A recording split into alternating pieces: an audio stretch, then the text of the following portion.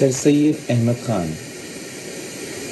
چراغ علم تھا جو اور فیض عام تھا جس کا، چراغ علم تھا جو اور فیض عام تھا جس کا، ہر ایک مہکش کے ہاتھوں میں سنہرا جام تھا جس کا، اندھیروں سے مسلسل لڑتے رہنا کام تھا جس کا، تھا نام جس کا سید، اس کو سر کہا غیروں نے بھی۔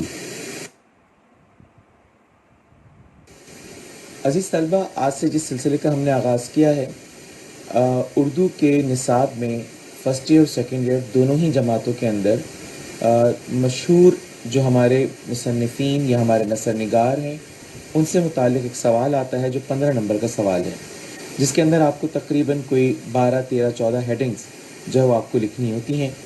آج ہم نے سر سید سے اس کا ابتدا کیا ہے۔ سر سید نے اردو نثر کے سرمائے میں ایک ایسے اسلوب کا اضافہ کیا ہے جو روایتی اسلوب سے ہٹ کر ہے۔ یہ ہماری پہلی ہیڈنگ جو دلکش اسلوب سر سید کے حوالے سے ان کی طرز تحریر کی جو خصوصیت ہم یہاں بیان کر رہے ہیں وہ یہ کہ ان کا اسلوب یعنی ان کا انداز بہت دلکش تھا، اپیلنگ تھا، لوگوں کو اپنی طرف کھینچ کر لانے والا، اٹریکٹ کرنے والا تھا۔ تو یہاں پر یہی بات کی جا رہی ہے کہ سر سید نے اردو نثر، چونکہ سر سید کی جو تحریک تھی، سر سید کا جو کام تھا، ان کی جو کاوشیں اور کوششیں تھیں وہ نثر یعنی ٹیکسٹ کی طرف تھا، اور انہوں نے سر سید نے اردو نثر کے سرمائے میں ایک ایسے اسلوب، ایک ایسے سٹائل، ایک ایسے انداز کا اضافہ کیا جو روایتی اسلوب سے ہٹ کر ہے۔ یعنی اس وقت جو اردو جو جس انداز سے چل رہی تھی، جس کے اندر ایک خاص مرصع، مسجع، بہت زیادہ سجا کر، بہت استعارے اور تشبیہات کا استعمال کرتے ہوئے عبارتوں کو بڑی خوبصورت انداز سے پیش کیا جاتا تھا، اور یقیناً یہ اس وقت لوگوں کے لیے بہت دقت مشکل پیش آتی تھی، قارئین کے لیے، پڑھنے والوں کے لیے۔ تو سر سید نے اردو زبان کو دنیا میں، جیسے کہ آپ جانتے بھی ہیں کہ اس وقت اردو زبان دنیا کی دوسری بڑی زبان ہے جو پوری دنیا میں بولی جاتی ہے، تو یقیناً اس میں ہم اگر صفحے اول پر اگر ہم دیکھیں گے کہ یہ کوشش کس نے کی، تو در حقیقت یہ سر سید احمد خان کی وہ جد و جہد تھی جس کا آغاز انہوں نے کیا، جس بیج کو انہوں نے بویا، آج ایک تناور درخت کی صورت میں ہمیں دکھائی دیتا ہے۔ اس کو انہوں نے سہل کیا، آسان کیا، لوگوں میں اس کو آسان کر کے جب پیش کیا تو یہ دیگر دنیا کی بڑی زبانوں کے درمیان آ کر کھڑی ہوئی اور اس زبان نے ترقی کرنا شروع کی۔ اسی لیے یہاں پر یہ بات کی جا رہی ہے کہ سر سید نے اردو نثر کے سرمائے میں ایک ایسے اسلوب کا اضافہ کیا ہے جو روایتی یعنی پرانے انداز اسلوب سے ہٹ کر ہے۔ ان کا طرز سائنٹیفک تھا، بہت سائنٹیفک انداز سے چیزوں کو انہوں نے پیش کیا۔ اس طرح اردو زبانوں کو دیگر ممتاز یعنی مشہور زبانوں کے مقابل لا کھڑا کرنے میں سر سید نے اہم کردار ادا کیا۔ اسی بات پر ڈاکٹر احسن فاروقی لکھتے ہیں کہ سر سید کی نثر یعنی ان کے جو ٹیکسٹ ہے، کیونکہ سر سید احمد خان کی تحریک نثری تحریک تھی، انہوں نے نثر کے اندر اپنی جد و جہد کی ہے، اپنی کاوشیں، اپنی کوششیں کی ہیں، تو اسی لیے یہاں پر ڈاکٹر احسن فاروقی لکھتے ہیں کہ سر سید کی نثر دائمی نثر کی سنگ بنیاد ہے، یعنی یہ ایک رول ماڈل کے طور پہ ایک جو ہے وہ ہمارے لیے مائل سٹون کی بنیاد، یعنی سنگ بنیاد سے مراد یعنی انہوں نے ہمارے لیے ایز اے رول ماڈل اس چیز کو پیش کیا، نثر کو پیش کیا کہ آج بھی لکھنے والے سر سید کے انداز کو جو ہے اپناتے ہیں۔ سر سید نے اردو نثر کا ایک ایسا ماڈل پیش کیا ہے جو ہمیشہ ایک آئینی معیار یعنی ایک لوگوں کے لیے قانونی حیثیت اختیار کر گیا، ہر اردو نثر نگار کے سامنے رہے گا۔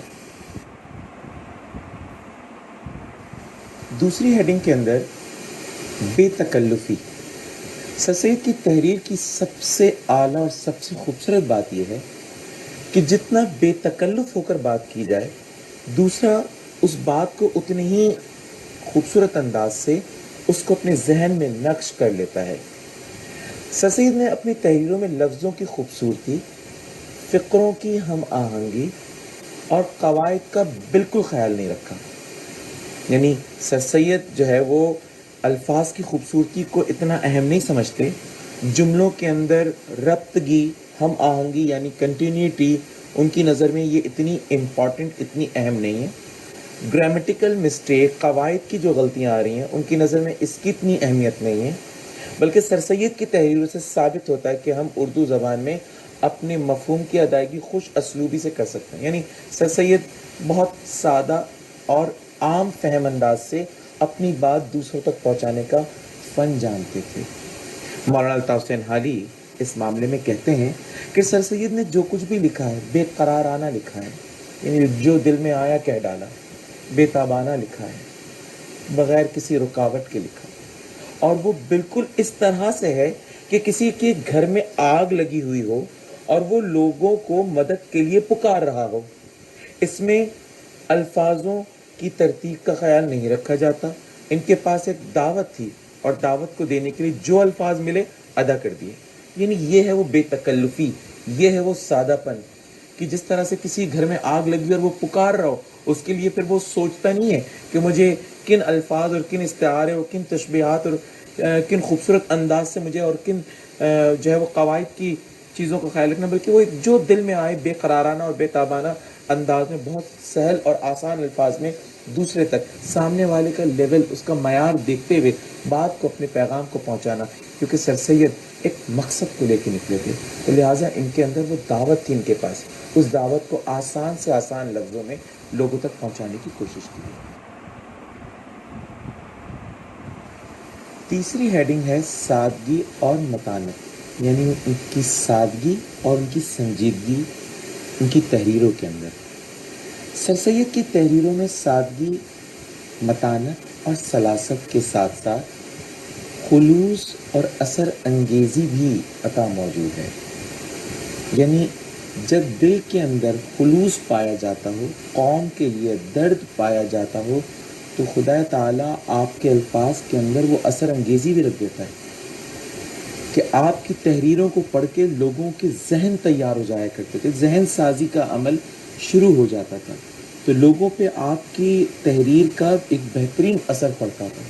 چونکہ بات آپ بہت سادہ الفاظ میں کہتے تھے، بہت سنجیدہ پیرائے میں کہا کرتے تھے، تو لوگوں کے اوپر اس کے اثرات بھی اسی طرح کے مرتب ہوتے تھے. جہاں تک علم ہم سے ہو سکا، ہم نے اردو زبان کے علم و ادب کی ترقی میں اپنی ناچیز پرچوں کے ذریعے کوشش کی. رنگینی عبارت سے جس کی خوبصورتی صرف لفظوں میں ہی ہوتی ہے، ہاتھ اٹھایا. تک بندی سے پرہیز کیا، سادگی عبارت پر توجہ دی.